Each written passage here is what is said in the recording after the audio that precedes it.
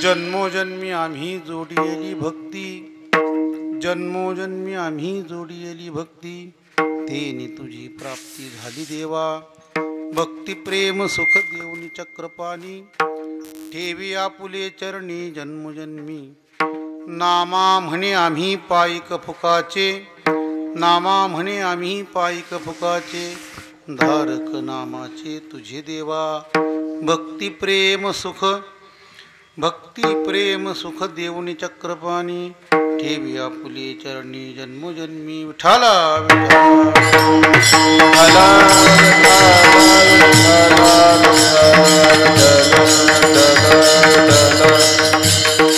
जन्मोजन्मी आम्ही जोडिलेली भक्ती, जन्मोजन्मी आम्ही जोडिलेली भक्ती, तेने तुझी प्राप्ती झाली देवा. भक्ती प्रेम सुख देऊनी चक्रपाणी, ठेवी आपुले चरणी जन्मोजन्मी. धन्य धन्य नाम देवा, धन्य धन्य नाम देवा, धन्य धन्य नाम देवा, धन्य धन्य नाम देवा, धन्य धन्य नाम देवा, धन्य धन्य नाम देवा, धन्य धन्य नाम देवा, धन्य धन्य नाम देवा.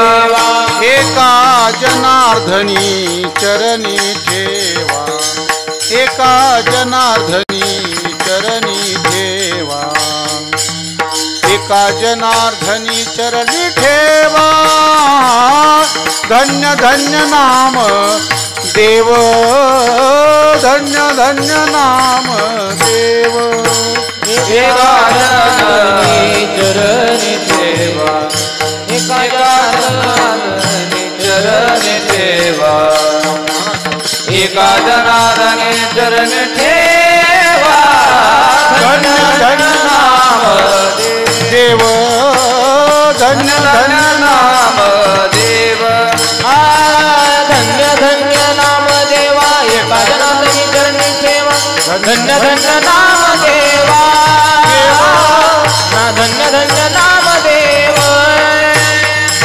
धन्य धन्य नाम देवा, एका जनार्दनी चरणी ठेवा. धन्य धन्य नाम देवा, धन्य धन्य नाम देव, धन्य धन्य नाम देवा, धन्य धन्य नाम देवा, एका जनार्दनी चरणी ठेवा. धन्य धन्य नाम देव, सकळ वैष्णवांचा राव. जन्मोजन्मी आम्ही जोडिलेली भक्ती, तेने तुझी प्राप्ती झाली देवा. भक्ती प्रेम सुख देऊनी चक्रपाणी, ठेवी आपली चरणी जन्मोजन्मी. प्राप्तस्थळी कीर्तन रूपी सेवेकरता घेतलेला अभंग भगवत भक्त संत श्रेष्ठ पंढरीरायाचे प्रेम भांडारी ज्यांना म्हणलं जातं, पंढरीरायाचे लढीवाळ लाडके भक्त असणारे भक्त शिरोमणी नामदेव महाराज यांचा भक्तिपर असा अभंग आहे. या अभंगातून नामदेवराय भगवंताच्या समोर उभा राहून भगवंतानी विचारलेल्या प्रश्नाचं उत्तर देत असताना त्यांच्या मुखातून जे शब्द बाहेर पडले त्या अभंग रूपाने, कारण प्रत्येक संतांच्या मुखातून जे शब्द बाहेर पडतात ते आपल्याकरता काय असतात, अभंग असतात. प्रत्येक संतांचे आहेत, प्रत्येक प्रकरणावर अभंग आहेत. जो तो प्रसंग ज्या त्या वेळेला घडल्यानंतर जो प्रसंग वर्णन केला जातो, त्यांच्या शब्दातून वर्णन केला जातो, त्या अभंग रूपाने आपल्याला या ठिकाणी प्रसाद म्हणून प्राप्त होतो. अनेक प्रसंग आहेत जीवनामध्ये आलेले संत महात्म्यांच्या, तुकोबारायांच्या, नामदेवरायांच्या, ज्ञानोबारायांच्या जीवनामध्ये अनेक प्रसंग आले असतात. तो प्रसंग रेखाटला जातो, ज्यावेळेस ते शब्द बाहेर पडतात त्याला अभंग आपण म्हणतो. तसा हा प्रसंग नामदेवरायांच्या जीवनामध्ये भगवंताच्या समोर उभा राहिलेले आहेत. आणि भगवंताच्या समोर उभा राहिल्यानंतर त्या ठिकाणी भगवंतानी विचारलं, नामदेवा, जपी तपी ध्यानी संन्यासी ज्ञानी योगी अनेक जणांना कुठलाही प्रयत्न करून न मिळणारा परमात्मा कुणाला मी न मिळतो, कुणालाही प्राप्त होत नाही, पण तुला कसा प्राप्त झालो या प्रश्नाचं उत्तर देत असताना नामदेव महाराजांची उद्गार काढली. ते अभंग या ठिकाणी आपण घेतलेला आहे. तत्पूर्वी थोडासा परिहार या ठिकाणी काय सावरदरी भोर तालुका नाही का, भोर तालुका सावरदरी या गावामध्ये दरवर्षी चालत आलेला सप्ताहच आहे.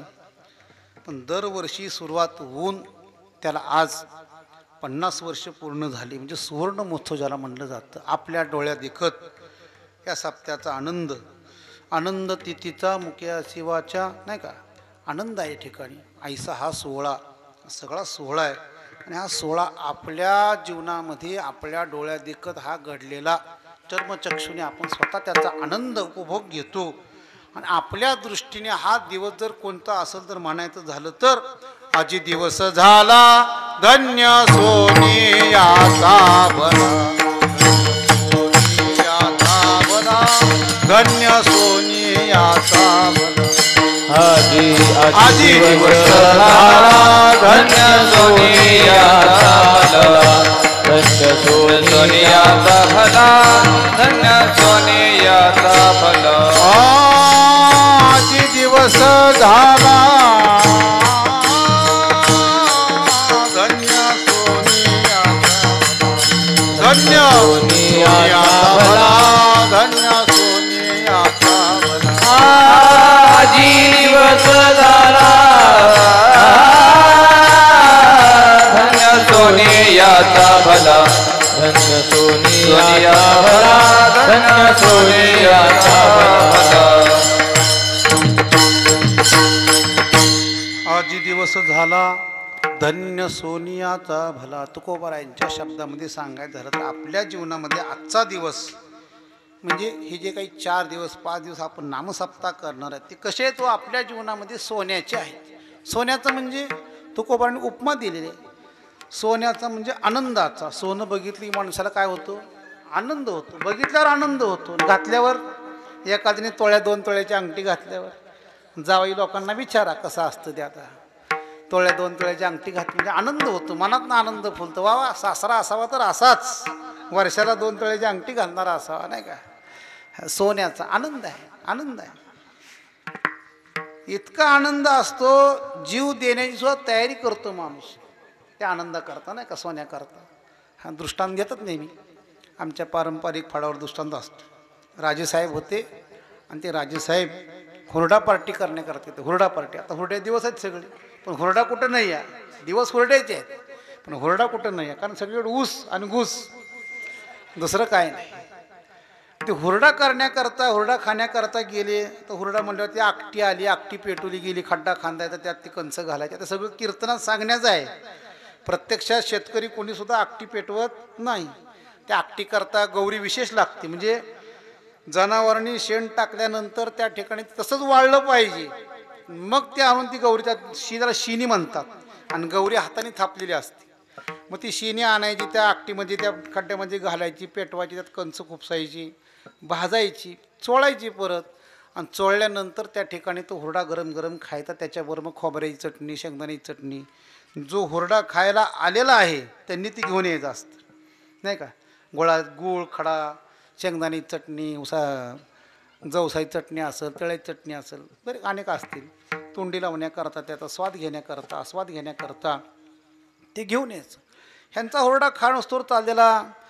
राजेसाहेबाबरोबर त्यांचे राजकुमार आपल्याबरोबर घेऊन आलेले असताना 2-3 घास खाल्ले आणि इकडे इकडे फिरू लागले. फिरता फिरता त्याला एक दृश्य दिसलं. एका मोठ्या मचानावर, आटोळ्यावर, आणि मोठ्या आटोळ्यावर एक शेतकरी पाखरं राखण्याचं काम करत होता. काय करत होता, पाखरं राखण्याचा. म्हणजे गोफणीमध्ये गुंडा घालायचा, गरगर गर फिरवून सोडून द्यायचं. त्याला शब्द काय, पाखरं राखणं. राखत होता का होतो, राखत नव्हता, उडवून लावत होता. पण त्याला शब्द कसा आहे मराठीत, पाखरं राखायचा. कुठं चाललंय, पाखरं राखायला चाललोय. मग पाखरं राखत असताना त्याच्या नाना प्रकारचे आवाज करायचे तोंडाने, आणि आवाज करून त्या ठिकाणी ती पाखरं उडवून लावायची कंसावर बसले दाणे खवणे म्हणून. आणि ते गोपनीतला गोंडा सोडून द्यायचा. आणि त्या राजकुमाराने पाहिला आहे काहीतरी खेळ दिसतो म्हणले आपल्याला. कधी 4 भिंतीच्या बाहेर कधी जायचं माहिती नसल्यामुळं त्या शेतकऱ्यांनी चालू केलेला तो गोफण गोंड्याचा त्याला खेळ वाटला आणि राजेसाहेबाकडे आला. बाबा बाबा म्हणजे काय, मला ती खेळ पाहिजे, मला गोफण पाहिजे, मला गुंडा पाहिजे. बरं बरं म्हणले, चल घरी चल म्हणले, घरी चल. आणि घरी चल म्हणल्यावर राजवाड्यामध्ये आले आणि प्रधानाला हाक म्हणले, प्रधानजी मग राजकुमारांना गोफण पाहिजे, गुंडा पाहिजे. ठीक आहे म्हणजे, काय हरकत नाही. आपल्या सर्वसामान्याचा पोरगा थोडी होता, ती राजाचा पोरगा होता. राजाच्या पोराने हट्ट केला होता.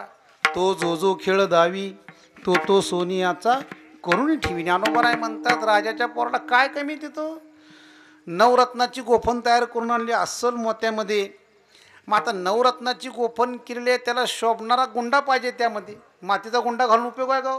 मातीचा गुंडा घालून उपयोग होत. सोन्याची दगडं करून दिले, काही 10 तोळ्याचे, काही 20 तोळ्याचे, काही 30 तोळ्याचे, 50 तोळ्याचे, 100 तोळ्याचे. 200 तोळ्याचं म्हटलं तरी आपल्याला काय फरक पडणार आहे आता. घेणं ना देणं, कंदील देणं. पाठीभर दगडं दिली सोन्याचे करून आणि पाठीभर दगडं दिली. गच्चीवर जायला सांगितलं. त्या गच्चीवर टॉवर उभा केला आणि टॉवरवर तो राजकुमार उभा राहिला. गोफणीमध्ये दगड घातला सोन्याचा आणि गर गर गर गर फिरून सोडून दिला. आता गोफणीतला दगड कधी कोणी परत आणलाय का हो? मातीचा असो ना तर कोणी असो. ते म्हणलं आपल्याला काय घेणं देणं आहे, म्हणलं आपल्याला फक्त खेळ खेळायचा आहे. आणि त्या गोफणीतला दगड सोडल्याबरोबर कोणाच्या गच्चीवर पडल, कोणाच्या अंगणात पडल, कुठं रस्त्यावर पडल, काय पडल काय पडल काही सांगता येत नव्हतं. जिकडं तिकडं पडत होता. ह्याला आनंद घेत होता खेळण्याचा. आणि खेळता खेळता त्याकरता हातामध्ये 50 तोळ्याचा चांगला मोठा दगड आला आणि त्या 50 तोळ्याचा दगड त्या गोफणीमध्ये घातला, फिरवला सोडून दिला. कर्मधर्म संयोगाने त्या राजमार्गावरून एक वृद्ध म्हातारा अगदी नाक गुडघ्याला टेकलेल्या अवस्था झालेली आहे. हात सगळे लटलट करतायत, पाय लटलट कापतायत आणि त्या अवस्थेमध्ये चालत येत असलेला म्हातारा कर्मधर्म संयोग त्या पाठीत येऊन बाक्कन पाडला धोंडा. आणि पाठीत धोंडा पडल्याबरोबर तिरीमिरी आली, डोळे पांढरे झाले, चक्कर आली, खाली पडला. आणि खाली पडल्यावर थोड्या वेळ वारं लागलं गार. आणि वारं लागल्यानंतर जाग आल्यानंतर त्यांनी विचार केला, मला लागलं काय, म्हणला एवढं पडलो म्हणला मी खाली. विचार करता करता हात पाठीवरून न्याला, शेजारी दगड पडलेला बघितला. आणि दगड बघितल्याबरोबर असा समोर चमचम चमचम बावन कशी पिवळा धमक सोन्याचा दगड बघितल्यावर जो मनुष्य गुडघ्यामध्ये नाक घालून चालत होता ताडकन उभा राहिला. एकदम ताडकन उभा राहिला. आणि ज्या दिशेने तो दगड आलता का नाही त्या दिशेकडे तोंड केलं. म्हणला कोण आहे म्हणला मारणारा बहादर, अजून 10-5 मार म्हणला, मेलो तरी हरकत नाही म्हणला. पण सोनं काय पाहिजे. सोनं बघितल्यावर माणसाला आनंद होतो, प्रिय आहे. सोनं आवडीचा विषय आहे माणसाचा. जसं तुकोबाराय म्हणतात आमच्या जीवनामध्ये हे सोनं नाही बरं का, पण आमच्या जीवनामध्ये जे काही दिवस आले ते सगळे सोन्याचे आले. कशा करता. त्या संतांची भेट माझ्या जीवनामध्ये झाली, त्या भगवंताची भेट माझ्या जीवनामध्ये झाली. आणि जे जे त्या संतांच्या भेटीचे दिवस भेटले गेले त्या सगळ्या दिवसाचं वर्णन तुकोबाराय म्हणतात. आजी दिवस झाला धन्य सोनियाचा भला. तसं आपल्या जीवनामध्ये 50वा सुवर्ण महोत्सव करत असताना आपण याचे साक्षीदार बनलो. हा मोठा आपल्याला त्या ठिकाणी योग आहे. आणि तो योगायोग असल्या कारणानं समस्त ग्रामस्थ सावरदरी त्या ठिकाणी तर प्रत्येकाचे नाव कोणाचे मी घेत नाही, सगळे शिवशक्ती तरुण मंडळ अजून कोणी योगदान दिलेलं आहे. आणि त्यातल्या त्यात मला फारसा आनंद वाटला या गावामध्ये तरुण पिढीने जास्तीत जास्त यामध्ये सहभाग घेतला. आणि नुसता सहभाग घेतला नाही, जसं ग्रहण 10 वाजता असतं किंवा सकाळी 6 वाजता असतं, पण त्याचे वेद आधी लागतात नाही काय, एक 8 तास 10 तास आधी वेद असतात त्याचे. त्याप्रमाणे वर्षापासून मागच्या वर्षी सप्ताह झाल्याबरोबर 50व्या वर्षामध्ये पदार्पण केल्याबरोबर या सगळ्या तरुण पिढीने तरणा भाग्यवंत नटे हरिकीर्तनात नाही का नाथ महाराज वर्णन करतात. त्या तरुण पिढीने असं काही जोश दाखवला की त्या सप्त्याकरता प्रत्येकाने त्या ठिकाणी सहभाग घेतला. आणि तो सप्ताह राबवण्याकरता तन मन धनाने अहोरात्र कुठलाही विचार न करता काही बाकीचे सगळे कारणं बाजूला ठेवून भगवंताच्या चरणाची सेवा करण्याकरता या ठिकाणी प्रत्यक्षात शरीररूपाने या ठिकाणी हजर राहिले, नुसते नाही. आणि ही पुढच्या पिढीला घालून दिलेले एक संस्कार आहेत महाराज. कारण तरुण पिढीने ज्या अर्थी सहभाग घेतला आहे त्या अर्थी पुढच्या पिढीला सांगावं लागत नाही की आता ह्या पिढीत या. कारण शिक्षक असतात ते शिक्षक शिकवताना त्यांची फक्त तळमळ असते की हा विद्यार्थी शिकला पाहिजे. आणि विद्यार्थी शिकण्याकरता त्याकरता स्वतः हातामध्ये खडू घेतात. त्याला काही गरज नसती, पण स्वतः हातामध्ये खडू घेऊन ते पाठीवर गिरवतात. तसं अर्भकाचे साठी पंते हाती धरली पाठी, तैसे संत जगी क्रिया करून दाविती अंगी. त्याप्रमाणे स्वतः आपल्या क्रिया करून दाखवतात. त्याप्रमाणे या तरुण पिढीने सगळ्यांना मार्ग दाखवून ठेवलेला आहे पुढच्या पिढीला की बाबा तुम्ही सुद्धा या आणि या ठिकाणी येऊन आपला उद्धार, या मनुष्यदेहाचा उद्धार करून घेतला पाहिजे. कारण परत परत हा मनुष्यदेह मिळणारा नाही. कारण नरदेह निधान लागले हाती, उत्तम सार उत्तम गती, देवची होई जे म्हणतीन तरिका चित्ती न धरावी. मनुष्यदेह परत परत मिळणार नाही. सगळं बाकीचं खोटं आहे महाराज. धनदारा पुत्रजन बंधू सोय रे पिशू, नाही का, सर्व मिथ्या हे जाणून शरण रे गा देवासी. ह्यांना ज्यांना वर्म कळलं, कारण शिवाजी महाराजांना, छत्रपती शिवाजी महाराजांना, छत्रपती संभाजीराजांना वयाच्या 16व्या वर्षी स्वराज्य स्थापन करून त्यांनी एक दृष्टिकोन सगळ्या पुढं घालून दिला होता. ज्ञानोबारायांनी 16व्या वर्षी ज्ञानेश्वरी त्या ठिकाणी जगाला सांगून जगाचा उद्धार करण्याकरता सच्चिदानंद बाबांकडनं ती लिहून घेतली, नाही का. प्रत्येक संतांचा विचार करत असताना, प्रत्येक त्या ठिकाणी झालेले क्रांतिवीरांचा विचार करत असताना आपण पाहतो की त्यांनी कमी वयामध्ये जास्तीत जास्त प्रगती करून जगाला उद्धार करण्याचा मार्ग या ठिकाणी दाखवून दिला. त्याप्रमाणे या गावामध्ये मला आनंद वाटतो की या तरुण पिढीने सगळ्या सहभाग घेतला आणि या सहभागातून, प्रत्येकाच्या सहभागातून या ठिकाणी हा चालू असलेला नामयज्ञ नामसप्ताह या ठिकाणी या सेवेकरता निवडलेला अभंग नामदेवाचा असून नामदेव महाराज या अभंगातून भगवंताच्या विचारलेल्या प्रश्नाचं उत्तर देतात. काय प्रसंग घडला बाबा? भगवान समोर उभा राहिलेले आहेत आणि भगवान समोर उभं राहून नामदेवाला म्हणतात, नामदेवा मी कुणालाही प्राप्त होत नाही आणि कुणालाही प्राप्त होत नसल्यामुळं तुला प्राप्त झालो कसा, हा प्रश्न नामदेवाला केला. तर केव्हा केला? ज्यावेळेस नामदेवराय देवाच्या समोर उभा राहिले होते. तो प्रसंग का घडला? त्यावेळेस नामदेवराय म्हणतात, देवा जपी तपी ध्यानी संन्यासी योगी ज्ञानी यांचा विचार करत असताना रात्रंदिवस तुझ्या भेटी करतात, ते तळमळ करतात, पण त्या ठिकाणी त्यांना तो प्राप्त होत नाही. पण आम्हाला प्राप्त झाला त्याचं एकमेव जर कारण कोणचं असेल ती म्हणजे भक्ती आहे. आणि त्या भक्तीच्या योगानं तो आम्हाला प्राप्त झाला बरं का, फुकट झाला नाही देवा. हां, तुला काय वाटतं म्हणजे तुझी भक्ती आम्ही केली, नुसतं नामचिंतन घेतलं लगेच तू प्राप्त झाला असं आहे का? नाही नाही नाही. मग नामदेवांची भक्ती इतकी होती की ती एका युगातली नव्हती. नामदेवाची भक्ती 4 युगातली नव्हती आणि सगळ्या युगायुगामध्ये ती भक्ती करत असल्यामुळं, त्या भक्ती करत आल्यामुळं ती भक्तीची वाट प्रत्यक्षात त्यांच्या आईसाहेबांनी त्यांना ती वाट दाखवून दिल्या असल्या कारणानं नामदेवाच्या जीवनामध्ये त्यांच्या मातोश्री 2 त्यांना प्राप्त झाल्या. एक जन्मदात्री होती आणि दुसरी आई म्हणजे माता भक्ती भेटली बरवंत, माता भक्ती भेटली बरवंत, माता भक्ती भेटली बरवंत, माता भक्ती भेटली बरवंत.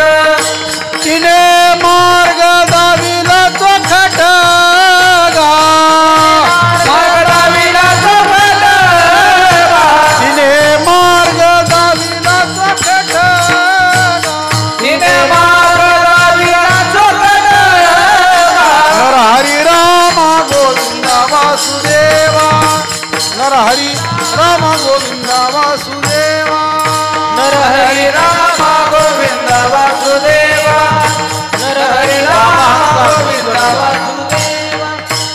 बाबा अंकार निशी घन दाट, गुरु वचनी फुटली पहाट, माता भक्ती भेटली बरवंत, तिने मार्ग दाविला चोखट गा.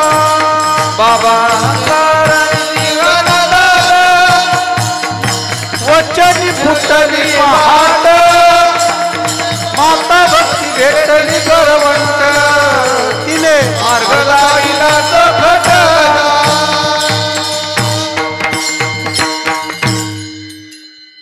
नामदेव म्हणतात माझ्या जीवनामध्ये भक्ती नावाची आई मला गाठ पडली.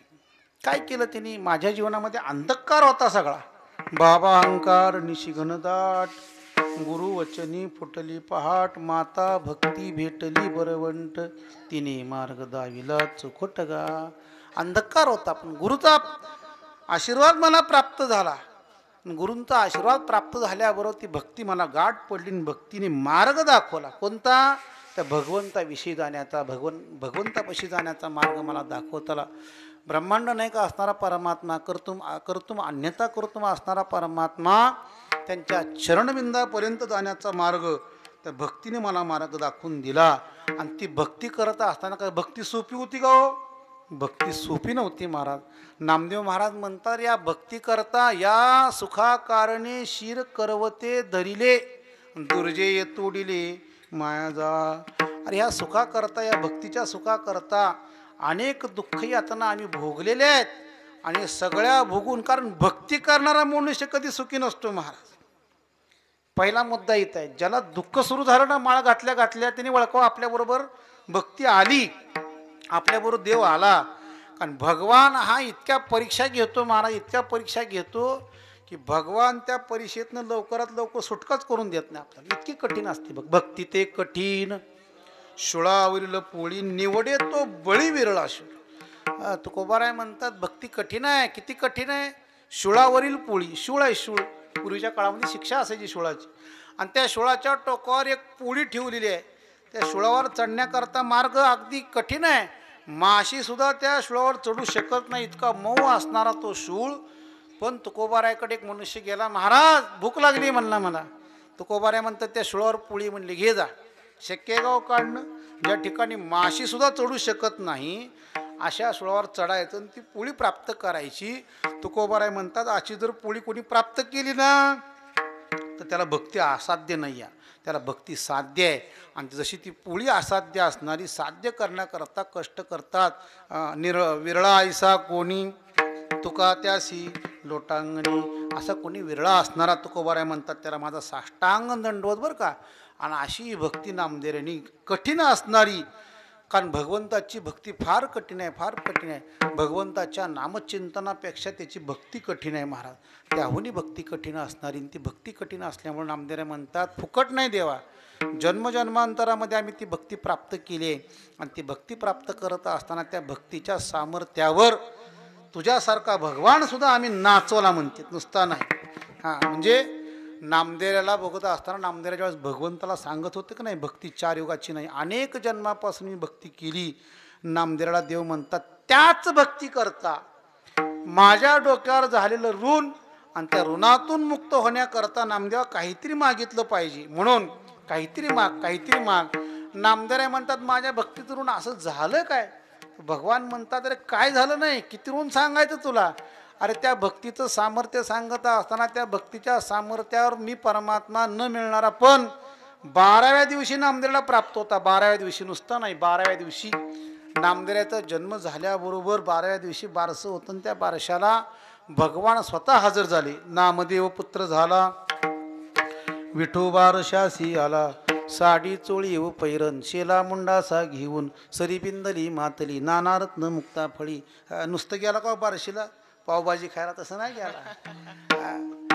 बारशाला गेल्याबरोबर त्या ठिकाणी शेला मुंडासा घेऊन, पूर्वीच्या काळाप्रमाणे शेला म्हणा, साडी चोळी म्हणा, खण म्हणा, दामोशिटीना गोणाबाईला, सरी बिंदली मातली, त्या लहान बाळाकरता हातामधल्या सऱ्या म्हणा, अंगठ्या म्हणा, काही गोट म्हणा, अनेक प्रकारचे करदोडे म्हणा, दागदागिने घेऊन भगवान गेला. आणि भगवान त्या पाळण्यापाशी गेल्यावर नामदेवाच्या मुखाकडे पाहू लागला. नामदेवाची 12 दिवसाची मूर्ती पाळण्यामध्ये मुखामध्ये लळ जप हालत होती. आणि जीभ हालती बघितल्याबरोबर भगवंताने विचार केला की हा बोलतोय काय, हा त्याला म्हणायचंय काय, म्हणून आपला कान जवळ नेला. आणि आपला कान जवळ नेऊन भगवंतानी नामदेवाच्या मुखाकडे पाहता असताना ऐकू लागली. शंका घेतात लोक, अहो लहान पोरगा 12 दिवसाचा, ती काय बोलतोय, भगवंतानी काय ऐकलं असेल. पण नाथ महाराज म्हणतात मुंगी के पैर में घुंगरू बसता है आणि वो भी अल्लाह सुनता है. मुंगी मुंगी मुंगी माहिती आहे का नाही सगळ्या आपल्याला? चावली म्हणजे लाल भडक होतं नाही का, ती मुंगी आपली. ती मुंगी, त्या मुंगीला स्टेजवर नाचवत होतं. कुणाला नाचवायचं होतं? मुंगीला नाचवायचं होतं, दुसऱ्या कोणाला नाचवायचं नव्हतं, मुंगीला नाचवायचं होतं. आणि त्या मुंगीला नाचवायचं असल्यामुळं तिच्या पायात चाळ बांधायचा होता आणि चाळ करण्याकरता घुंगरं करायची होती. किती बारीक असतील हो ते घुंगरं, किती बारीक असतील, मुंगीचा पाय केवढा असेल, चाळामध्ये किती घुंगरं असतात. आपण काय तिकडे गेलो नाही कधी मोजायला. हां, पण चाळामध्ये भजनामध्ये बघितलं तर कमीत कमी नाद येईल एवढी तरी घुंगरं पाहिजे. उंजळ दोन उंजळ घुंगरं तयार करायची, त्या मुंगीच्या पायात बांधायची. मग तिच्या मानाने किती घुंगरू बारीक असेल, त्याचा आवाज केवढा असेल, ती नाचत कशी असेल. पण एवढं जरी असलं तरी सुद्धा तो भगवान स्वतः त्या घुंगराचा आवाज ऐकू शकतो. मग भगवंताने नामदेवाच्या मुखातलं काय ऐकलं नसेल महाराज.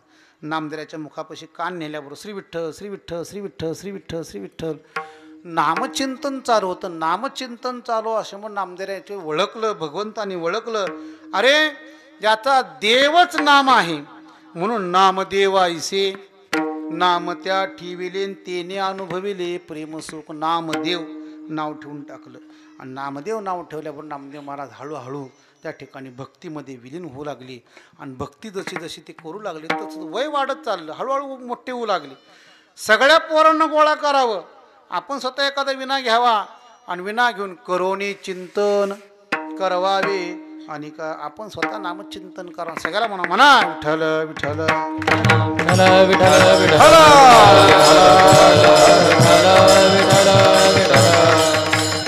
सगळ्यांच्या मुखातून ते म्हणून घ्यावं. विठ्ठल विठ्ठल विठ्ठल विठ्ठल नामचिंतनाचा जयघोष करून घ्यावा. आणि ते जयघोष करत असताना, भक्ती वाढत असताना नामदेवाची पहिली परीक्षा आली. भगवान म्हणतात, अरे त्या भक्ती करता मी तुझ्या हातून नैवेद्यही जेवलो, बरं नैवेद्यही जेवलो, इतकी भक्ती तुझी श्रेष्ठ होती. नामदेव म्हणतात, देवा 5 वर्षाचं वय होतं, जास्त नाही. 5 वर्षाच्या वयामध्ये दामू शिटी काही कारणानिमित्त परगावी गेले होते आणि काही कारणानिमित्त परगावी गेल्यामुळं भगवंताला नैवेद्य समर्पण करण्याचा रोजचा नियम घरामध्ये असल्यामुळं गोणाबाईला सांगितलं, आज नामदेवराय घरात आहेत, 5 वर्षे झालेत, त्यांना कळतंय आता चांगलं. नामदेवरायच्या हातून नैवेद्य द्या आणि देवळात पाठवून द्या म्हणले.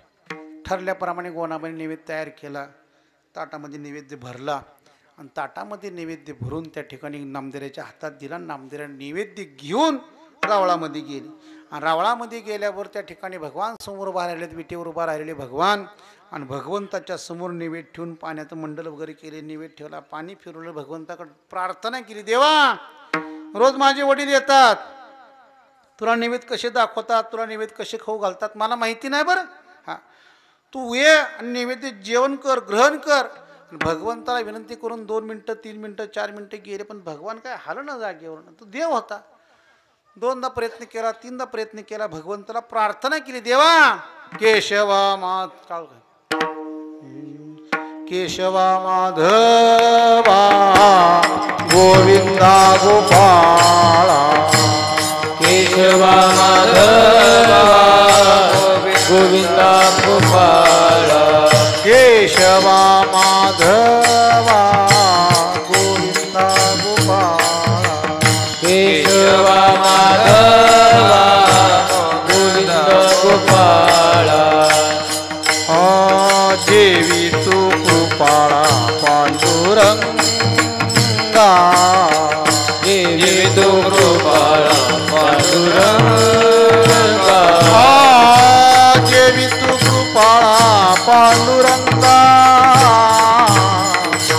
देवी तू कृपाळा पांडुरंगा केशवा माधवा गोविंदा गोपाळा केशवा माधवा गोविंदा गोपाळा केशवा माधवा गोविंदा गोपाळा केशवा माधवा गोविंदा गोपाळा केशवा माधवा गोविंदा गोपाळा केशवा माधवा गोविंदा गोपाळा केशवा माधवा गोविंदा गोपाळा केशवा माधवा गोविंदा गोपाळा केशवा माधवा गोविंदा गोपाळा केशवा माधवा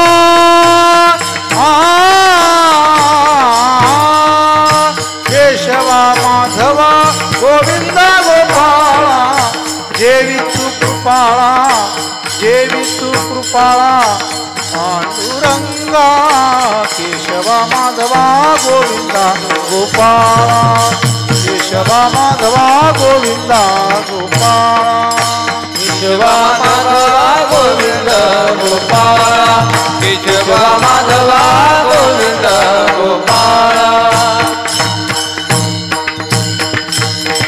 प्रार्थना केली देवाला केशवा माधवा गोविंदा गोपाळा जीवितू कृपाळा पांडुरंगा कृष्ण विष्णू हरी मधुसूदन मुरारी जीवितू नरहरी पांडुरंगा लहान वय असलेलं 5 वर्षाचं देवा मला काही कळत नाही बरं नेनता म्हणून कागा जीविनासी मी लहान आहे म्हणून जेवत नाहीस का तू भगवंताला प्रार्थना केली 2दा 3दा पण भगवान का ऐकायला तयार नाही झाले मग शेवटी नामदेवाने प्रयत्न केला नामदेवा देवाला म्हणतात देवा आता तू नाही जेवला आपल्या प्राणाशी करीन मी घात आपल्या प्राणाला मी घात करीन बरं का देवा मग मस्तक भगवंताच्या आपटाला चालू केलं सिंहासनावर भगवंताने ते पाहिल्यावरून नामदेवाला कडकडून धरलं आणि कडकडून मिठी मारली नामदेवा अरे असं काही करू नको नामदेवा असं काही करू नको येतो बसतो जेवतो मी नामदेवासमोर देव प्रगट झाली नामदेवा जीव लागली आणि भगवंताने नामदेवाच्या हातात नैवेद्यही काढला कशा करता हो त्यांच्या भक्तीचं सामर्थ्य होतं भक्तीची शक्ती होती त्याच भक्तीने भगवंताला प्राप्त करण्याचं शक्ती असल्या कारण कुठल्याही प्रकारच्या ताकदीने तो भगवान आपल्याला प्राप्त होत नाही भले तुम्ही जगात कुठलीही ताकद वापरा मनुष्यबळ वापरा सत्ताबळ वापरा पैसाबळ वापरा भगवान प्राप्त होतं का देवापाशी जावा 2 कोट 4 कोट 10 कोट काय अंगात घालायचे नाही बरं का पैशाचे कोट नाही तर तुम्ही म्हणता अंगात घालायचे कोट भरपूर पडलेत आमच्याकडे हां थंडी वाजली कोट घालतील लोक तसले कोट नाही बरं का पैशाचे कोट किंमत सांगा देवा पुढे टाकले देव प्रश्न झाला असं कधी झाले का होत नाही महाराज सत्तेचं बळ चालत नाही कोणाचाही वशीला लावा तुम्ही कोणाचाही लावा नगरसेवकापासून पार राष्ट्रपतीपर्यंत अजून कोण त्याच्यावरचा असेल कोणाचंही सत्याचं बळ भगवंताला प्राप्त करता चालत नाही आणि भगवंताला एकच बळ चालतं ती म्हणजे भाव भक्ती ज्ञानोबराय म्हणतात त्या भाव भक्तीने परमात्मा आपल्या हातामध्ये राहतो नवे नवे आपण म्हणल तसा वागतो करतळे आवळे तैसा हरी करतळे आवळे तैसा हरी करतळे आवळे तैसा हरी बळ्या कळे रवी ना कळे करतळे आवळे तैसा हरी करतळे आवळे तैसा हरी भाव बळ्या कळे रवी ना करतळी आवळे तैसा हरी करतळी आवळे तैसा हरी भाव बळे आकळे एरवी नाकळेन करतळे आवळे तैसा हरी ती भक्ती होती महाराज भावाच्याच बळानं दुसऱ्या तिसऱ्या कुठल्या बळाने हा परमात्मा येत नाही करतळे आवळी हा आवळा असतो आवळा सगळ्यांना माहीत आहे आता तो आवळा मुठीमध्ये बंद करायचा त्या सर्वांगाला त्याचा स्पर्श होतो त्या आवळ्याला आपला त्याप्रमाणे तो परमात्मा आपल्या ताब्यामध्ये राहतो दरीला पंढरीचा चोर गळा बांधून या दूर हृदयी बंदिकाना केला आत विठ्ठल कोंडीला कशामुळं फक्त प्रेमामुळं भावामुळं आणि भावच नसेल तर काही उपयोग होत नाही महाराज हृदयात जर भावच नसेल अंतःकरणात भाव नसेल बाहेरनं काय उपयोग आहे महाराज अंतःकरणात पाहिजे वर्मते का हे दृढ धरावा भाव नाही का जाणीव नागवन लागून निधी तोठाव तुका म्हणे म्हणून संगटाची सेवी अद्वैत भाव तुका म्हणे हाची संती मागे केला उपाय नाही का अंतःकरणात भाव वर्म आहे भक्तीचं वर्म काय भाव आहे आणि वर्म जर चुकलो आपण तर काय उपयोग हा नेहमी सांगतात जास्त गोष्ट लांबवत नाही पण थोडक्यात सांगतो अगदी पंढरपुरामध्ये कुळदैवत कुळाचार करण्याकरता परदेशामधले जोडपं आलतं म्हणजे मूळचं पंढरपूरच होतं कुळधर्म कुळाचार आपला करण्याकरता मनुष्य कुठं जरी राहिला कुठं जरी जगाच्या पाठीवर जरी शिकून गेला नोकरी करता गेला असला तरी सुद्धा कुळधर्म कुळाचार करायला कुठे यावं लागतं आपापल्या गावीच यावं लागतं तसं ते जोडपं कुळधर्म कुळाचार करण्याकरता पंढरपूरला आलं भगवंताची पूजा केली भगवंताची पूजा करून महानैवेद्य केला महानैवेद्य समर्पण करून जेवायला बसले जेवायला बसल्यानंतर ह्यांना बाप जन्मामध्ये कधी काय महानैवेद्य म्हणजे काय पूजा म्हणजे काय काही माहीत नाही आणि ते महानैवेद्यातले पदार्थ बघितले आपल्यासारखा नैवेद्य नव्हता ते देवाचं नैवेद्य होतं आपला नैवेद्य म्हणजे कसं एका चपातीवर सगळं भरायचं भात त्याच्यावर, वरण त्याच्यावर, आमटी त्याच्यावर, कुरडी त्याच्यावर, पापड त्याच्यावर, लोणचं त्याच्यावर, वरण दूध त्याच्यावर ओतायचं, एका चपातीवर सगळं. बरं एवढं करूनही भागत नाहीत. देवापाशी आले की ते तुकडा तोडायचा, परत त्याचा भात घ्यायचा आणि परत त्या देवाला दाखवायचा. तसं नाही बरं. नैवेद्य भरण्याची पद्धत असते. देवाचा नैवेद्य भरत असताना ताटामध्ये लिंबू लावावा. आधी पहिल्यांदा लिंबू लावतात, मग चटणी, कोशिंबिरी, चटणी, लोणचं, इकडची बाजू म्हणजे भाज्या वगैरे काय असेल ती केलेल्या, गरगट्टा म्हणा, काही सुकी भाजी म्हणा, मोकळी भाजी म्हणा. समोर भात लावावा, पोळी लावावी, पुरणपोळी असेल, पुरी असेल, काय असेल केलेली. मध्ये सगळे मिष्टान्न ठेवावे, लाडू म्हणा, बासुंदी म्हणा, गुलाबजामुन म्हणा, श्रीखंड म्हणा. पाणी सोड नका तोंडाला, पंक्तीला मिळेल सगळ्याला. सगळे पदार्थ ठेवावे. मग तुळशीचं पान भातावर वरण लावून त्याच्यावर तूप लावावं आणि मग तुळशीचं पान समर्पण करण्याकरता ठेवावा महाराज. आणि तो महानैवेद्य त्यांना दिला प्रसादाला. भगवंताच्या महानैवेद्यामध्ये आत्ताच्या पांडुरंगाला जो नैवेद्य असतो त्या नैवेद्यामध्ये आमच्यासारखे 7 माणसं जेवते. आमच्यासारखे 7 माणसं जेवते. म्हणजे आम्ही किती जेवत असेल ह्याचा विचार करू नका, घरी बोलावं मग कळलं. भगवंताचा महानैवेद्य ते जेवायला बसले, पुरणपोळी खाल्ली. पुरणपोळी रुचकर लागली, अगदी रुचकर पुरणपोळी. आणि पुरणपोळी रुचकर लागल्यावर त्यांनी ठरवलं की आपण गावाकडे गेल्यानंतर काय करायची, पुरणपोळी करायची. सगळं काय असेल ती रेसिपी ज्याला म्हणलं जातं आजच्या भाषेमध्ये, सगळं रेसिपी लिहून घेतली. रेसिपी लिहून घेऊन गावाकडं आली. 2-4 दिवस गेले इकडं तिकडं. 8-10 दिवस चांगले इकडं तिकडं मनसोक्त फिरल्यानंतर त्यांना आठवण झाली पोळी खायची नवऱ्याला. नवरदेव म्हणले, अहो पोळी करा म्हणले. बायकोही त्या काळात जरा जोशमध्ये होती, नवीन नवीन असल्यामुळे सगळं सामान आणून दिलं. आणि सगळं सामान आणून दिल्यानंतर त्या पुरणपोळीला काय लागणार आहे तेवढं सगळं सामान आणून दिलं. उत्तम प्रकारे तिने त्या ठिकाणी स्वयंपाकाची जय्यत तयारी केली. आणि जय्यत तयारी करून पुरणपोळी करण्याकरता लाटायला बसली. पण 1 मोडली, 2 मोडल्या, 3 मोडल्या, 4 मोडल्या. पुरणपोळी काय जमणार. म्हणजे असं का होतं, असं का होतं, असं का होतं. आता ही दृष्टांत पूर्वीच्या काळातलं, आत्ताचं नाही. तिने विचार केला, ती पोळी करणारी बाई बुडकी होती, म्हणजे सवळी होती.